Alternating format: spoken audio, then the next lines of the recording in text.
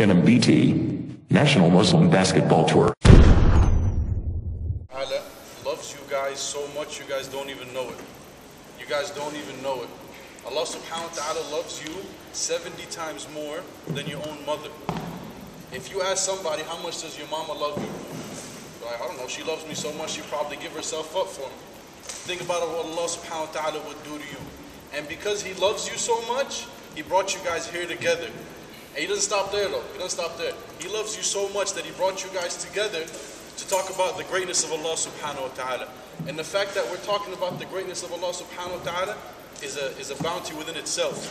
Because while we're here sitting talking about the greatness of Allah subhanahu wa ta'ala, the malaika, they come and they pile on top of us. And they pile up so high that they hit the arsh of Allah subhanahu wa ta'ala.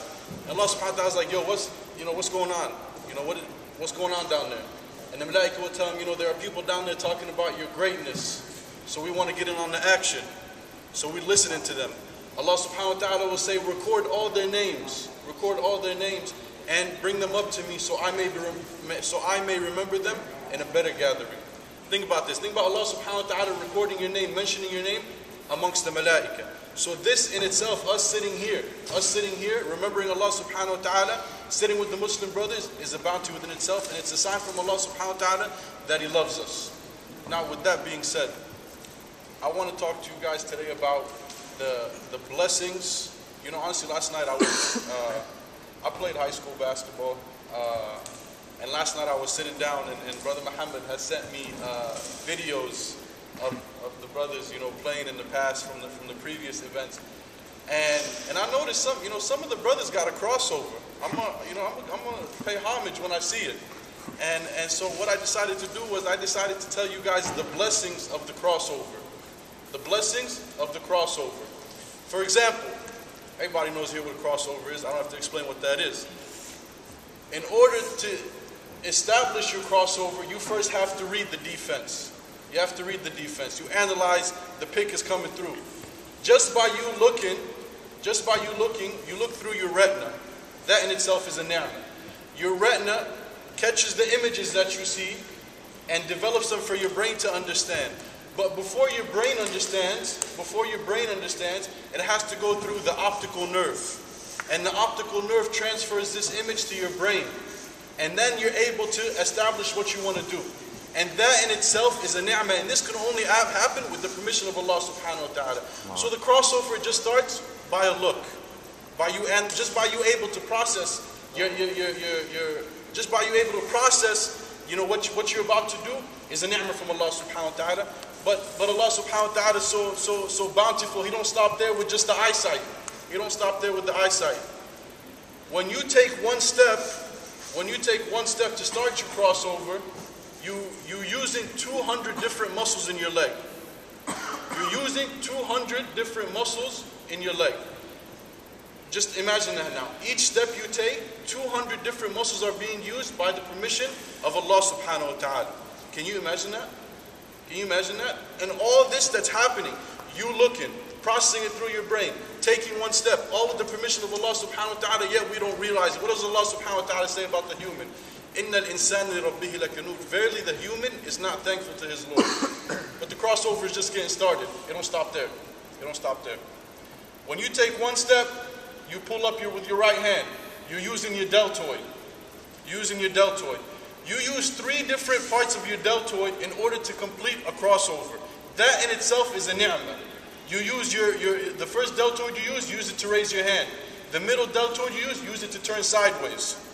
Some brothers turn it too much and end up carrying, but that's a different story. So that in itself is a ni'mah, just by you be able to raise your hand like this and complete the crossover. But it don't stop there. When you pivot and come across,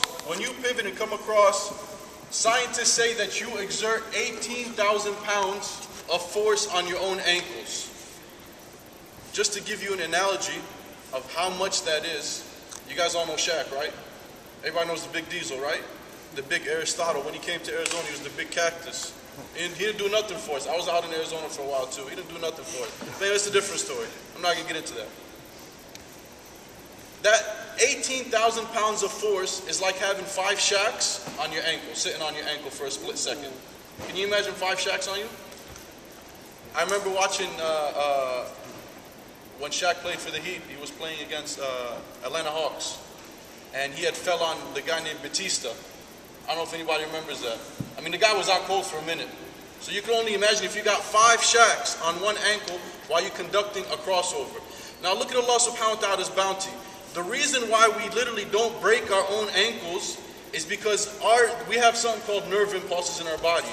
They send signals to our brain identifying to us that we have to shift movements.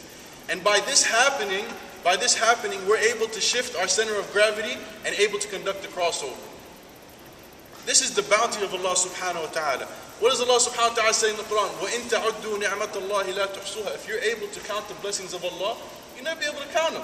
I would like to tell you, count your blessings, but you really can't. I just told you about 6 or 7 different blessings just within one action. Just within one action. Think about while you, just the action of walking. This in itself is a rahmah. This in itself is a rahmah. So my advice to you guys is, and I'll conclude with this. Next time you conduct a crossover, say Alhamdulillah. But after you conduct it, say Astaghfirullah for what you did for the brother.